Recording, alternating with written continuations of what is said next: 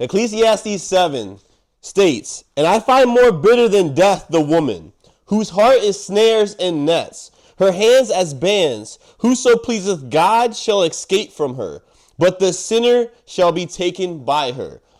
Now, this is a significant message that's never preached anymore. I don't know the last time I've ever heard it in the last probably 2 decades, if not more.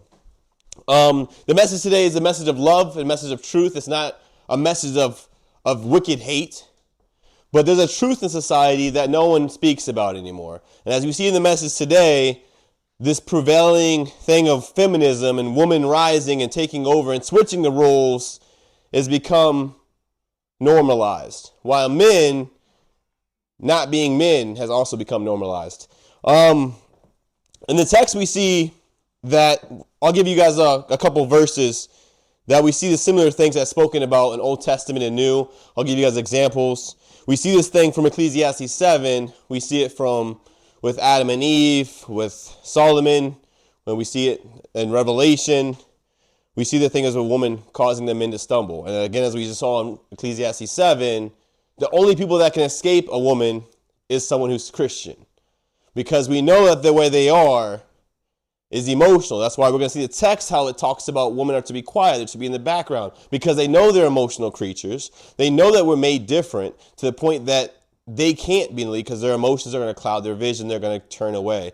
And they're going to cause the man to turn away as well if he's not a pleaser of God, but instead a pleaser of man. First, we start with Proverbs 12:4. I'll read through these really quickly.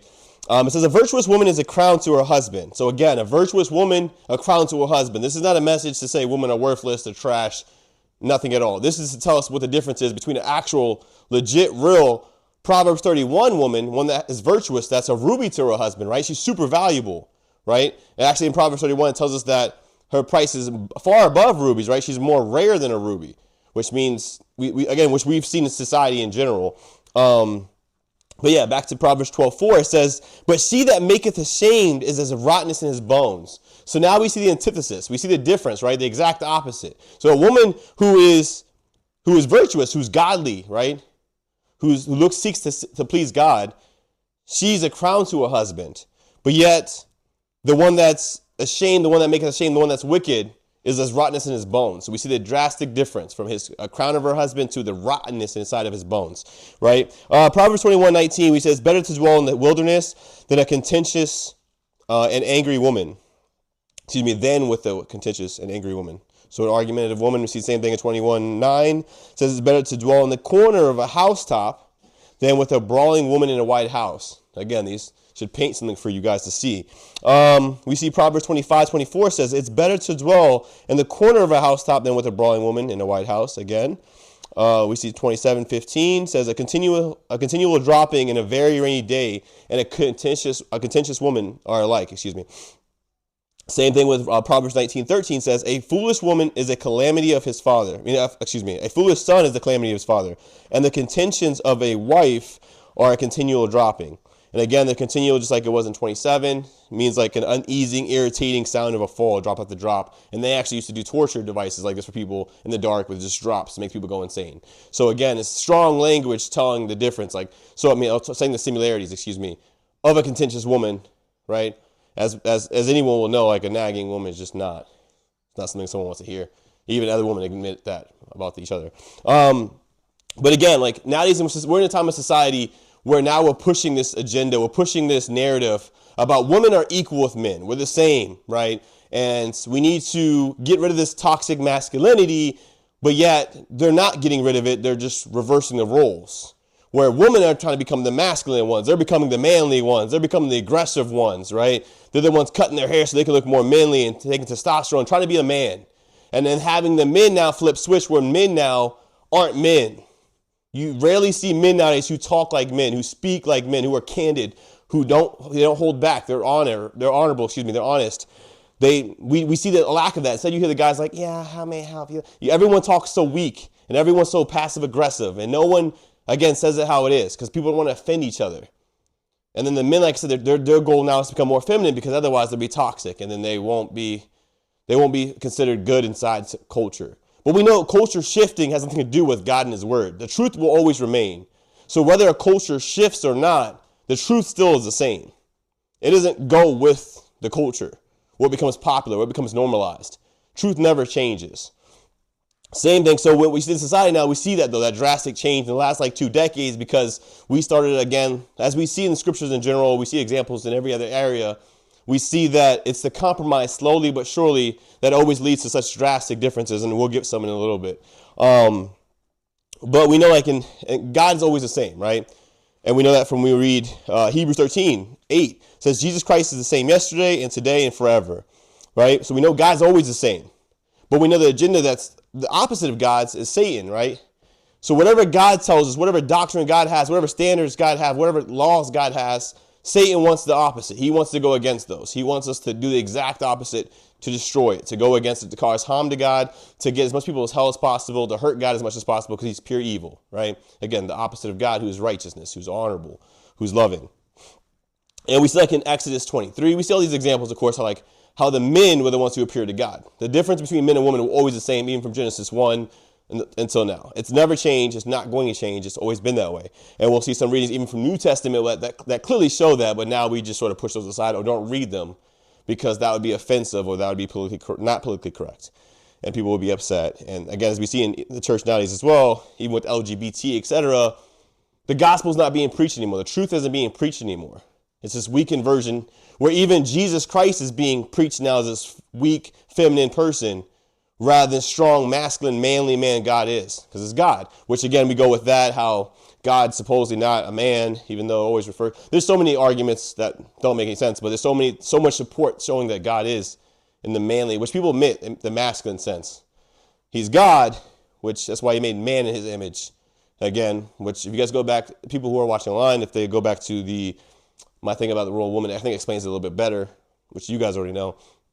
But about, again, the difference of men being in God's image when women are not. And Paul clears that up as well and reiterates that, as we'll see shortly as well.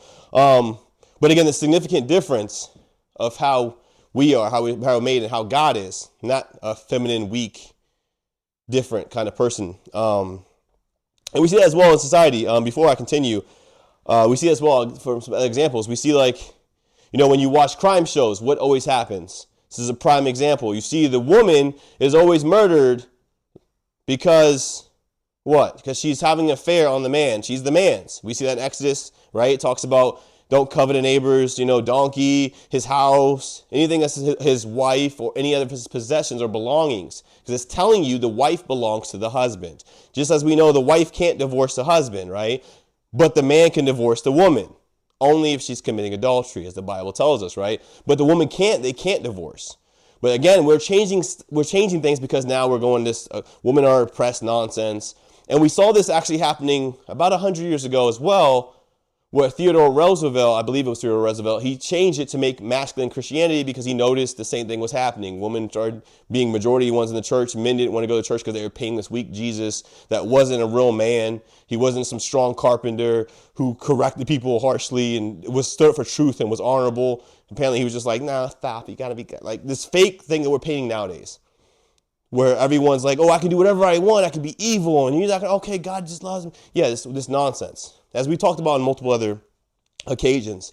But we see, even like I just gave you the example, like in Exodus 23, where it always talks about the men, right? The men were always one in the temple. Women weren't allowed. And again, the distinctions, which we'll get to some of those. I guess we can cover some right now. But we see how can I be so prideful where if I'm among other people, I'm upset because I'm not to the same degree this other pastor or bishop is. No, I want to be there. When instead I'm just grateful I have life that I don't deserve. I deserve hell for my transgressions, for my iniquity, right? That God put on himself when he went to the cross, right? When he wrapped himself in the flesh and put himself on the cross, right? To die for my evil, my stupidity. Got it?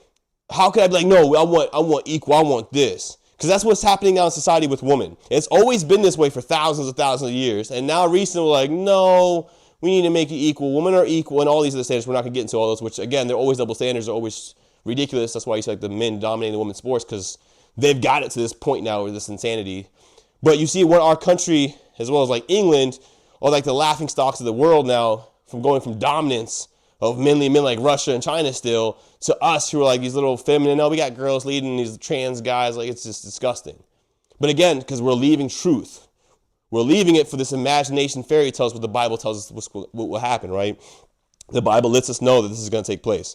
How people are going to leave, right? It says 2 Timothy 4:3 says, "For the time will come when they will not endure sound doctrine, but after their own lusts shall they heap themselves teachers, having itchy ears." So they're going to make sure they find people who are just telling what they want to hear. That's why it's insane when you look online or you look in general at any of these churches. There's no actual gospel being taught now. It's so distorted, so disgusting. It's like, what is this? This doesn't make sense. And then when you call it out or question it, they don't have any answer. They're just dissuade or just go deflect and be like, oh, that's because of this. Well, he didn't really mean that, or that was just at that time frame. They change, like, it doesn't make sense. Or they just don't care, like, oh, I studied that and blow you off. But again, we know that God's the same. And we see in Revelation 14 as well. When it comes to the 40,000, is there going to be any woman? No, it tells us plainly that it will be all men. And actually the words that it uses, it says they will not be defiled by women. That's God's words, not mine. That's a very strong word.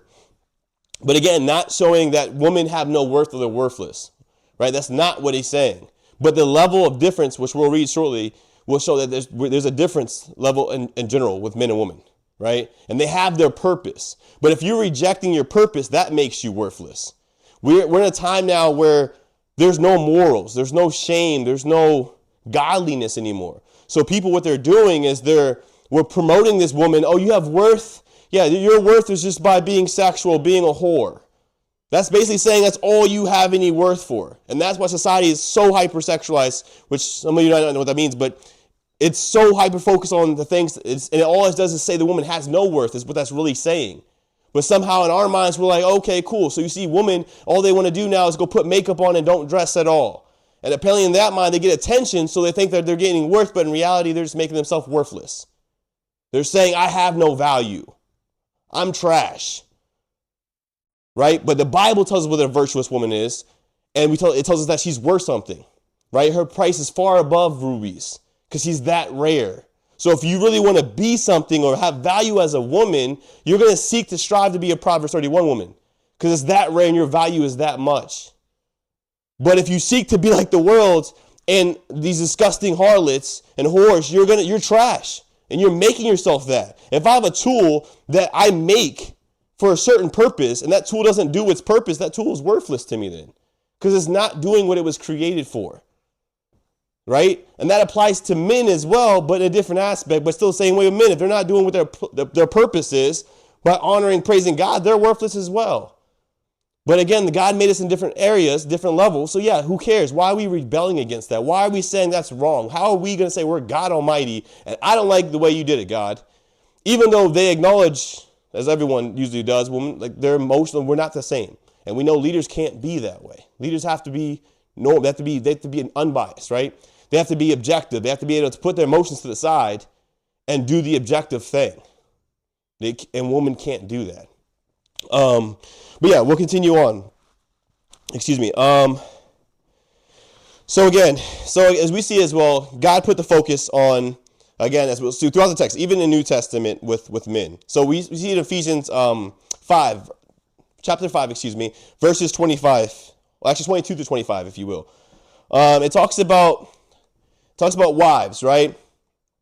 Oh, actually, we'll start with 21. And sometimes people try to misrepresent this, so I might as well stick to that just for this moment. But it says, submitting yourselves to one another to the fear of God. And sometimes people try to take this out of context, like, oh, husbands have to submit themselves to their wives too. And that's not what it means. Clearly, as you'll keep reading, this is why we talk about isolation. Don't read verses in isolation, because you can miss the whole meaning of what it's saying. And people will use that isolation as a proof text, as a text to say, hey, this means this, look at that one verse. And they're going to skip the verses before and after. And like, wait a second. But again, this is talking about in general, like as husband and wife, submitting to each other's needs, not actually submitting like as like a lower to a dominant. As that wouldn't make sense, because then you're both, how can you submit to each other if you're on the same? It doesn't make sense. It's insane. It's an oxymoron. But yeah, so here we go. So verse 22 though, right after, right, says, wives, submit yourselves unto your own husbands as unto the Lord. That's strong language again, and no one talks about this. Usually when I see people even trying to reference this, they just stick to the husband part and just ignore this or wave over it like, wait, what? It tells the women to submit themselves unto their husbands as unto the Lord, as you submit unto God. That is super strong language. And do we see that nowadays at all? Not even slightly.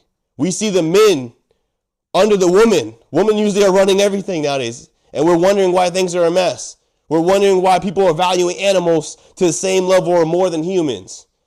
We're wondering why all these catastrophes are going on, where people are worrying about stupid stuff that has no value at all, or, global warming nonsense, instead of worrying about the truth, the lack of honor, how people are running around doing whatever they want, how infidelity is continuously going through. Everyone's having affairs, messing around.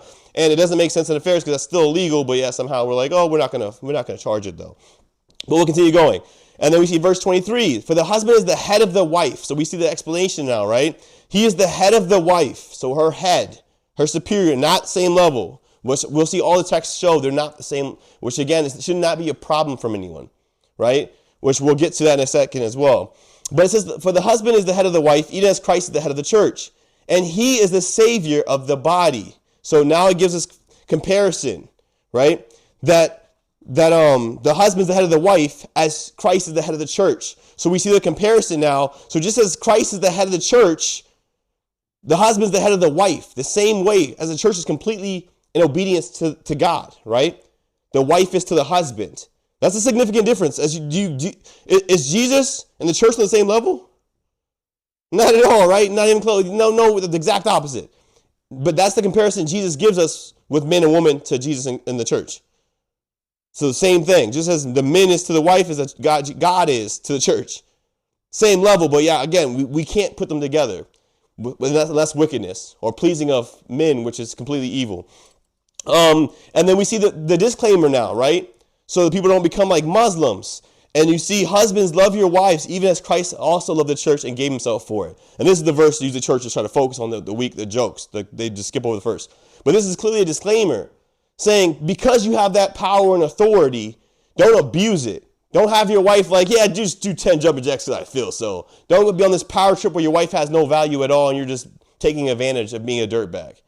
It's saying, just as Jesus Christ has complete authority, right? He's God over the church. He doesn't just abuse it, does he? He treats the church right. He died on the cross for the church. Same thing for the husband. We're to die for our wives, for our families, right? To support them, to protect them. And that's why it's so crucial that the men come back and start taking back over and protecting their families. Because when the man's gone, the family's totally vulnerable, which means it's easy pickings for the wife and the kids, which is what Satan wants. That's why you take out the man by using the woman, the whole family's done.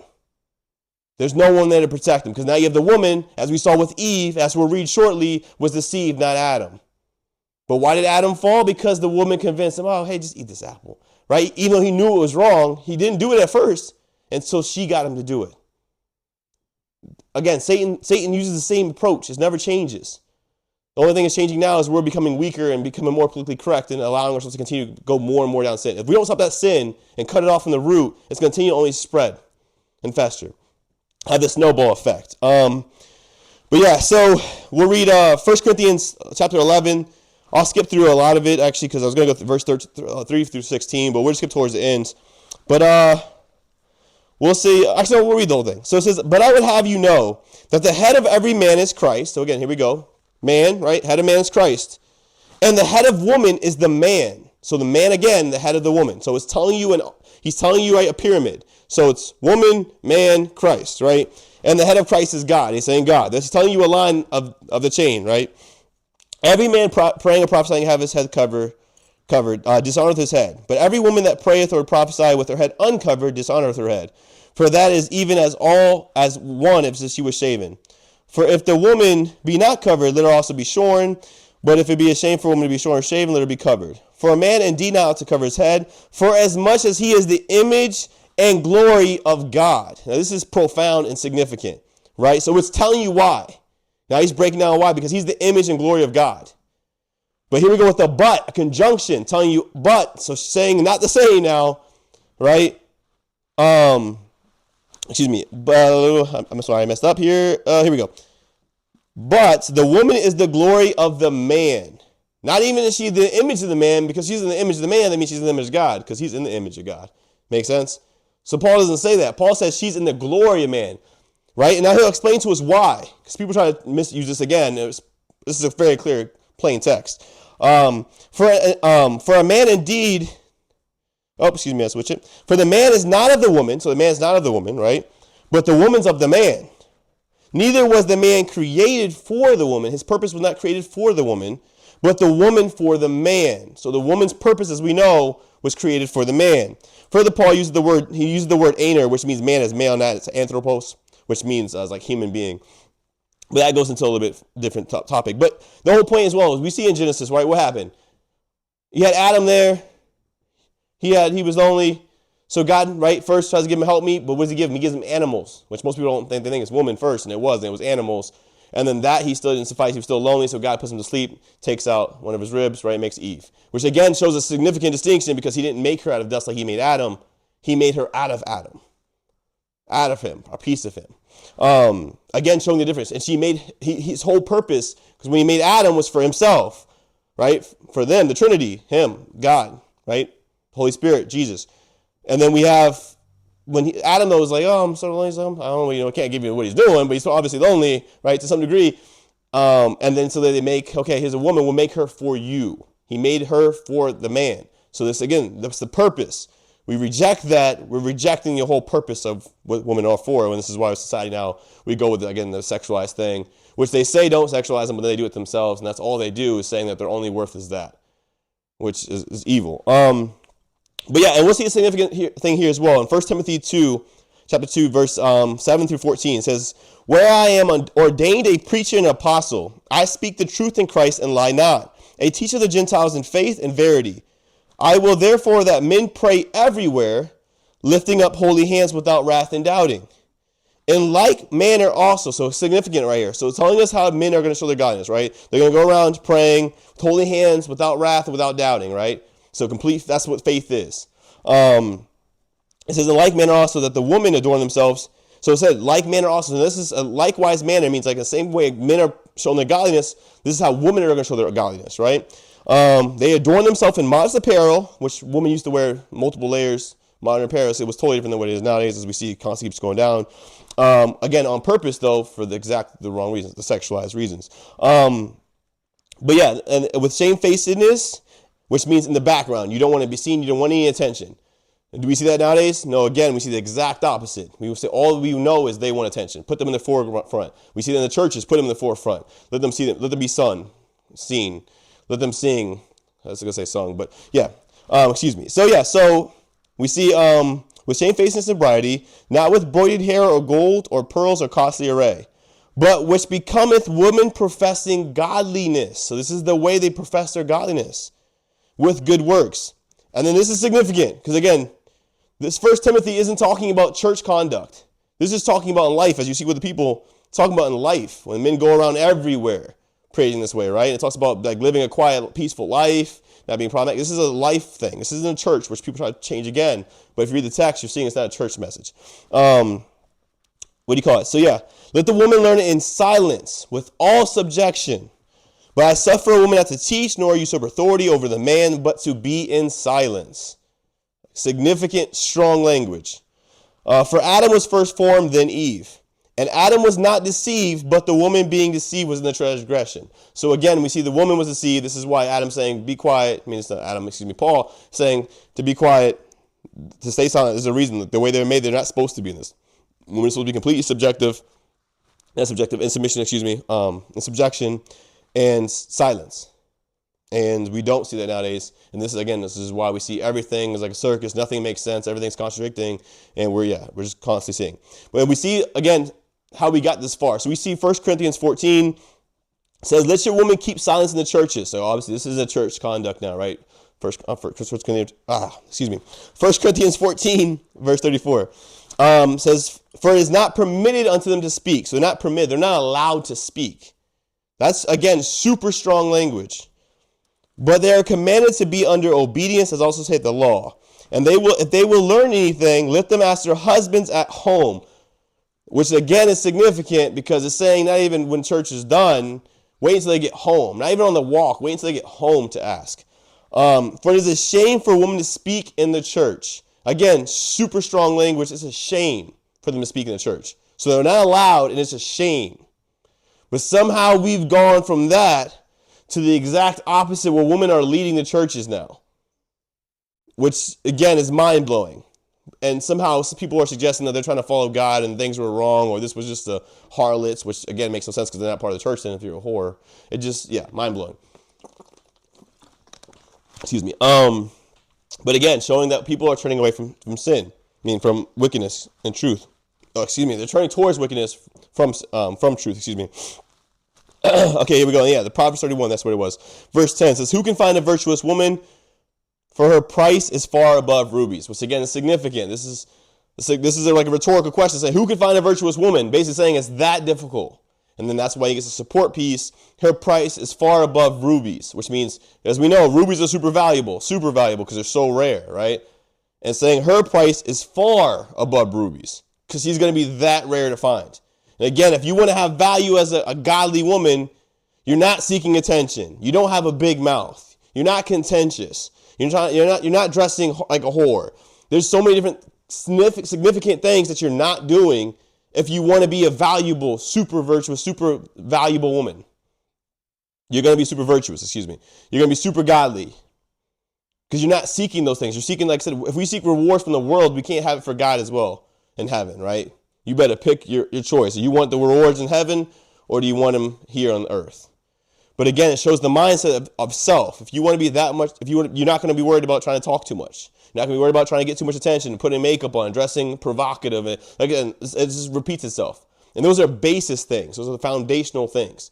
And again, we see what the effect can be, right? In 1 Peter chapter 3, verses 1 through 7, it says, likewise, ye wives, be in subjection to your own husbands, that if any obey not the word, they may also be without the word be won by the conversation of the wives. So they could be won. They're not Christian. They don't have the word, right? They don't believe the word. But they see the wives in the conduct of their acting like, wait, this is different. Like this is not a normal regular woman, which can help them. They can be won that way because they see how a godly woman stands out, which is again what Satan doesn't want. Is the reason why it's constantly just push. So that way any remnants of a godly woman doesn't ever happen. Because we're going to just keep this whole thing, we'll keep everyone raised this way, keep the public school system going where all these other girls are. So some that aren't raised as wild will be around the wild ones, and then they're influencing that wrong way. We'll make sure everything on TV shows that. We'll make sure everything that shows value to a woman in society is wrong. We're going to raise them this way, though, so they don't know that they're being raised the wrong way. So they try to find their value the wrong ways, and then they're so far gone after that, there's no desire for truth. Versus you have the truth, you're trying to be virtuous and righteous, and you're trying to actually do your purpose, will have profound impacts. But again, like I said, so we see a significant difference, and this also applies for men to find a godly woman. They need to see women that have those key characteristics. Because if they don't have those, the man needs to run away. The woman seeks attention. She has social media. You probably should not be talking to this woman. She's a bunch of makeup and wearing provocative clothes. You should not be with this. There's just red flags that I've talked to so many people, and the things seem so obvious, but yet people, they don't realize it, or they're trying to, I guess they want to make it work, and then they don't take my advice, and then they come back a few months later and telling me that what I said would happen because they're not following the word. Like they say they want to follow the word like most of the people in the world, but they don't. They want to follow, but they want to follow their own flesh and their own desires of what they want versus reality, which again, it becomes dangerous. So again, if you guys want your value, or if you guys want to see a woman with value, that's what you're going to do. You're going to be a godly woman. You're going to follow the Bible.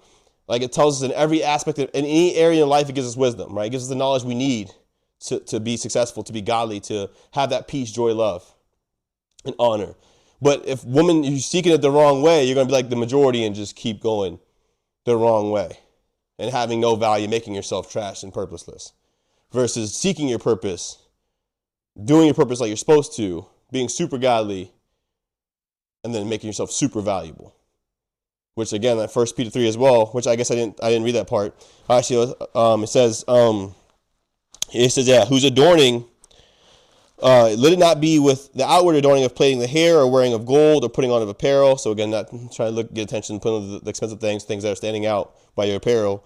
But let it be the hidden man of the heart, and that which is not corruptible, significant, even the ornament of a meek and a quiet spirit, which in the sight of God a great price. So right there again, he tells us what's a great price of a woman, of a godly woman. She has a meek and a quiet spirit. So it means she's not loud. It means she's not problematic. She's not contentious, which means you want to argue.